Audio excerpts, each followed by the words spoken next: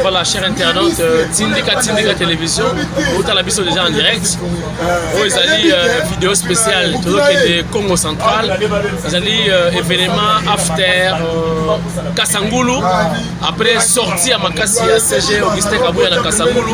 Bon, Viva qui est en direct, comment Abimisi Bible à répondre judoka amateur. Bon, Viva qui est en direct la Tindika. Et la minute UDPS est en action. UDPS est la qui l'issue son nom implantation est parti. Et je vous informe déjà qu'après Kasangulu, après Matadi, le CG Augustin Kabouya est attendu à Lusaka en Zambie. Toujours dans le cadre d'implantation à parti. Baoyo balobaki boloba. Mais to souhaité que Misalande Eleka Maloba na ebele. Nazanga moko te présente dans la ciment. Atindika déjà, Tindika déjà en direct. Présentez-vous. Bonjour. Bonjour Tindika. Problème est à les avants ne vont comprendre que les partis doivent être implantés.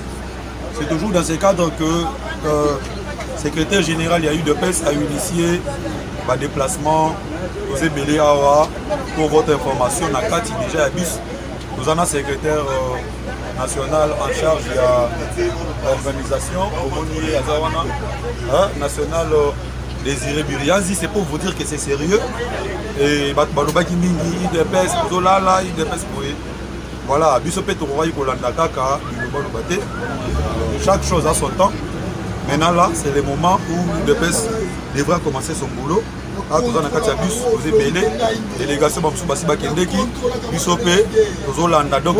Pourquoi seulement pour le Congo central?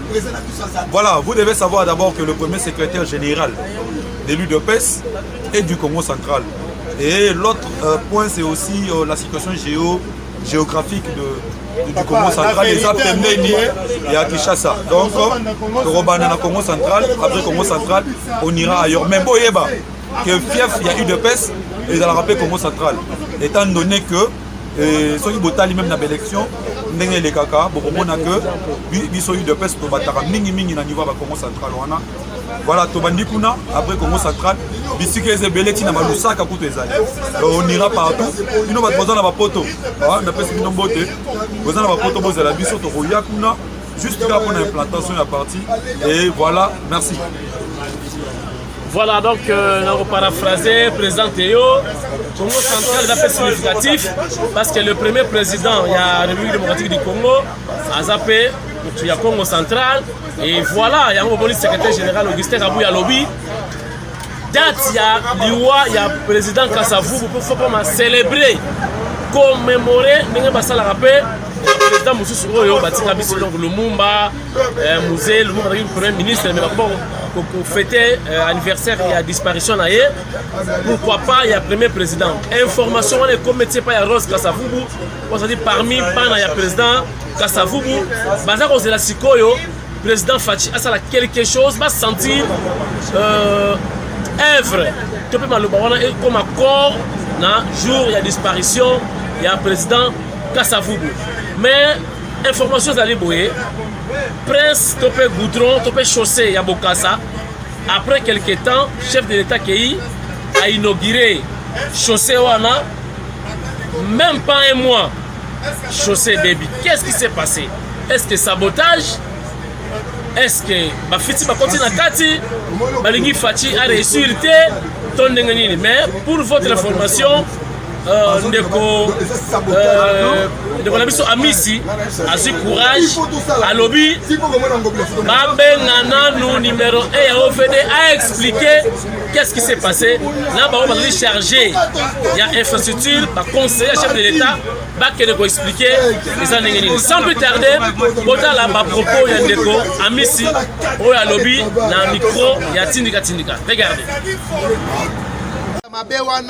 et à la société babengi OVD na ba sous-traitance na ye ba Afrimex ba memi ba saleli biso nzela ezagini ki boke no mona nzela ebeli mbasu tangu to dénoncer ba kembangu na minute to za kolobawa ba memi ba anje na tongo to lobi ba ko répondre na ba acte na bango parce que c'est de l'escroquerie ya misatu to lobi ke tata mokonzi batu nyonso bazali pembeni na ye ezali po basunga ye azali na conseiller principal ya matière ya infrastructure oyo tobengi ndeko David Mukeba oyo esengeli ke ye mpe ayebisa biso bosolo ezali nini na makambo wana mpona nzela ya usage unique tata mokonzi a inauguré moins de 2 mois nzela ebebi nango.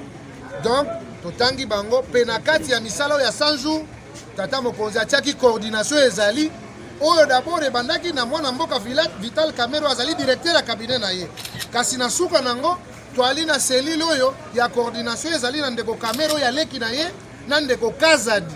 Bango mpe tobengisi bango awa baya koloba misolo wana bakabolaki lolenge kani mpo basalela biso nzela ya mabe oyo congolais azali kosilika ntongo midi pokwa. Me kasi na yango tozali kosalela be article 53 ya constitution elobi congolais nyonso azali na droit ya kovivre na environnement ya malamu mpe oyo ezali propice. Ça veut dire esika toali esengeli tokengela bokengi mpe biso esengeli mpe tosala yango parce que nzela ina esalami nde na mbongo biso topesaka misolo na biso ya mike mike. Yango esengelaki totika ntango te toali na état de droit. Voilà l'état de droit oyo ebandi na biso moko pour que mutu na mutu arépondre na baacte na ye ezalaki mbongo ya famille te, mbongo ya libota te, ezalaki mbongo ya bayi mboka. Par la bonne foi de son excellence monsieur le président de la république bamoyen nyonso ezali na maboko toyeba banani bali kokamba 100 jours yango mpo je vous dis banzela nyonso ya Congo ebebi.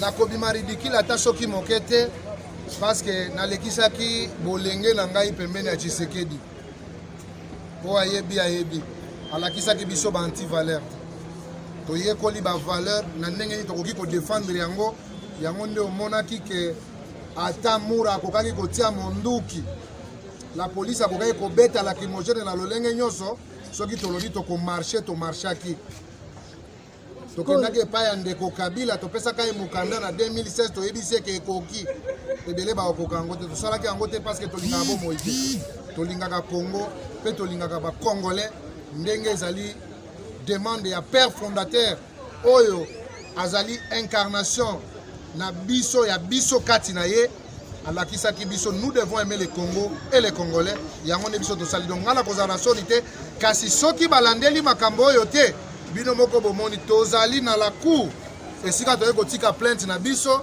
bango nde bazali habilité bajuge mutu na mutu baministre baa na kati baconseiller ya président bazali na kati bango nde bazali habilité bajuge bango soki neti bomoni kekei te bona kotuna bango mpo biso totiki nyonso esengeli mpo bino bayimboka bolanda toboyiki opportunisme na makambo toosala mpona konuire mutu te kasi tolingi ke mibeko ya mboka ezala respecte mpe misolo ya bacongolais ezala respecte soki ezali affecté na mosala ngane na tondi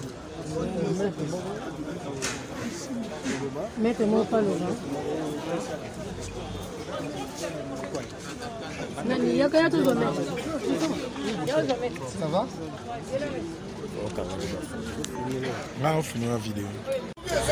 Voilà, la diaspora tout la biso na tindika wana ezalaki bongo ndeko Amisi boyoki ndenge apeseli mpo na masolo wana oyo etali makambo ya chaussée ya Bokassa.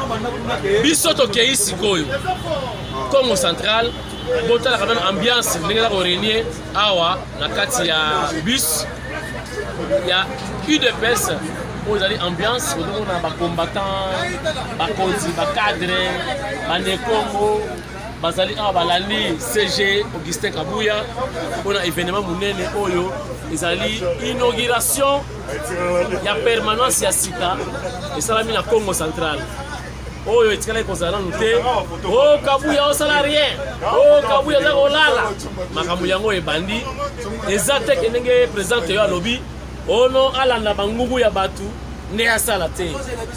Chaque chose a son temps. Donc Augustin Kabuya a bandi masolo na ye et puis je vous informe que dans Lusaka c'est pour très bientôt pour une implantation à partir na Lusaka na Zambie esika oyo ba congolais bana IDPS ba s'organiser et alors pour la mise en œuvre il faut un secrétaire général Augustin Kabuya a quitté sur terrain pour officialiser bango baba na misala pour l'intérêt général pour l'intérêt il y a parti. Voilà, on a toujours la Tindika télévision, on a évité de couper à l'IA au hasard, on a vu la Ligue des jeunes ou bien. Voilà, le message est se déplacer au Congo central pour le motif. Merci beaucoup. Je crois que tout ça toujours dans une implantation. Si aujourd'hui le président de la République, Félix Tshisekedi, a salaki alliance na FCC, c'est parce qu'il manquait de majorité au niveau du Parlement. Donc, la vision il y a 2023, tout fait ça, le président Nabiso Fachib Béton, majorité au niveau du Parlement, d'où il faut déjà IDPS implantation et ça la mabisika nyonso. D'où tu banné en on a Congo central, pour toi la tsabande Ronabiso ya banné Congo ke bastion ya IDPS et ça la Congo central. Hormis Kinshasa, hormis les deux Kasaï, nous avons aussi les Congo central comme bastion ou bien fief ya IDPS. D'où na optique ya vision ya général Augustin Kabuya neto kesi koyo musala ya implantation redynamisation ya IDPS na niveau ya Congo central. Donc kozonga na biso eza poto bima lisusu poto continuer implantation. Je vous remercie. Mais Congo central ils ont un problème que côté batali ba gouverneur titulaire dans le jeune aye ba mamimi avec bino ministre ya IDPS azoni si on a musala mais est-ce que moto va marcher bandi est-ce que botu na ba Congo to botu na ba Congo bon par rapport à dossier oyo il faut faire très attention bande kwa Congo central les VPM azalaki na droit ya kolongola été bato bazalaki na droit ya kolongola ezaki assemblée provinciale akena assemblée provinciale baeli provinciaux oyo bande kwa Congo central ba votaki bango ne ba réhabiliter les VPM n'a fait qu'accepter la décision des députés provinciaux. Donc, les députés provinciaux, bazali émanation, il y a Bane Congo. Donc, les VPM n'a rien à voir de loin ou de près pour la réhabilitation. Il y a gouverneur à tout Matubouana. Donc, les députés qui y est, pour les députés qui est donc biso, tous à respecter des lois, respecter des textes, netolobaga IDPS, un état de droit, et un biso ka tous à continuer. Maintenant, ne peut pas réaction et comme la marche, et comme la violence. Nous tokosenga na bandeko ya Congo ya Congo central, bazala la komikitisa, bachana nu vino na mai na bango. Pour qu'il y ait makambo et tambola, malamu toyebi que la réalité est ébélée.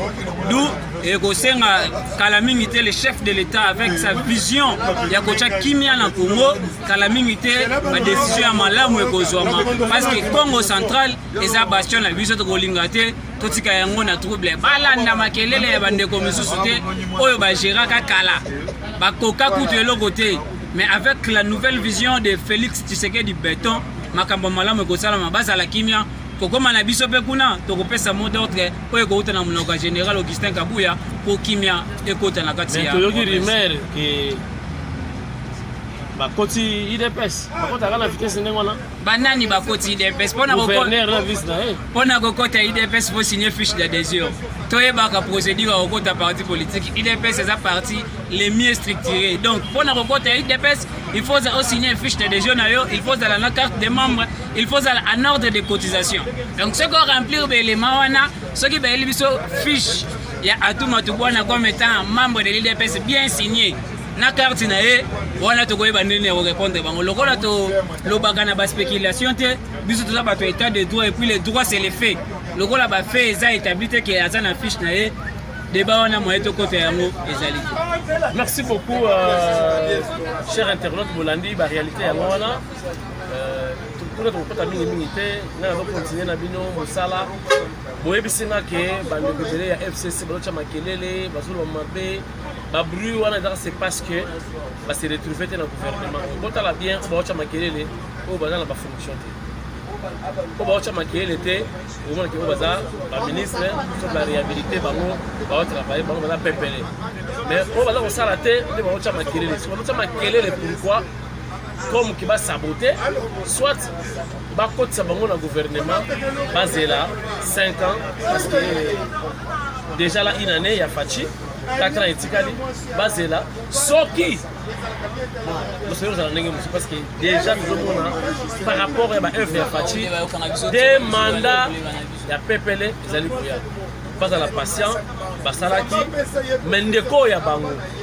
autorité morale ya bango omoni ndenge na se comporter avec si bango bobo bango nyonso na ko za solution izo simba te azo beta bango para toki Congo central na suka ya masolo koyeba nanto filmer événement te namoni Hervé dans la message à représa en direct na matadi déjà va se mobiliser dans la vision donc pour se présenter là Hervé Moulumba liberté plus donc on a liberté plus donc poste dans le chargé de communication à cité générale de presse toujours que des matadi là donc je n'en comprends pas toujours avancer pas de temps parce que moi bah embouteillage je ne sais pas hein montage je vais pas dire la question de là pour toi avancer donc ma tête bon tu bien parce que moi boule les autres moi qui mais tout ça dans là va se mobiliser déjà pour secrétaire général mais venez dans le lobby dimanche et venez dans le lobby parce que le donc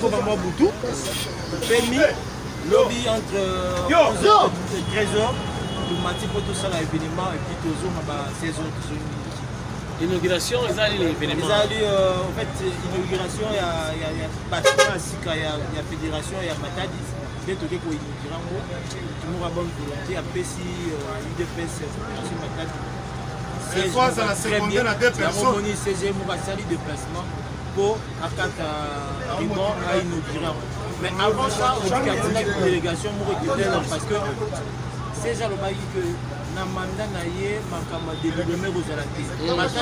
bien. Très bien. La délégation va accueillir. J'étais problème on a manque donc la minute oh il y a tikali donc comité auto géré fédération il y a des déjà comité légal donc officiel. Dès un moment il s'agit de voir mon hors de côte c'est quoi qui est pas inauguré dans les sièges de la fédération. Ok, merci beaucoup, merci. Tout à fait, merci Hervé. Voilà, Bolandit, donc Bolandit Batu, bonne foi, bonne volonté, ça c'est IDPS. Yo, vous avez Mikili, vous avez partout. Vous avez besoin de ça, IDPS, vous avez besoin de ça, ministre. Vous avez besoin de ça, IDPS, ministre, il y a cash. Le numéro est affiché, vous avez Bengi Bisso, tout le monde a ça, bidon, tout ça, ça peut être ministre Nabisso. Pourquoi pas IDPS pour 2023.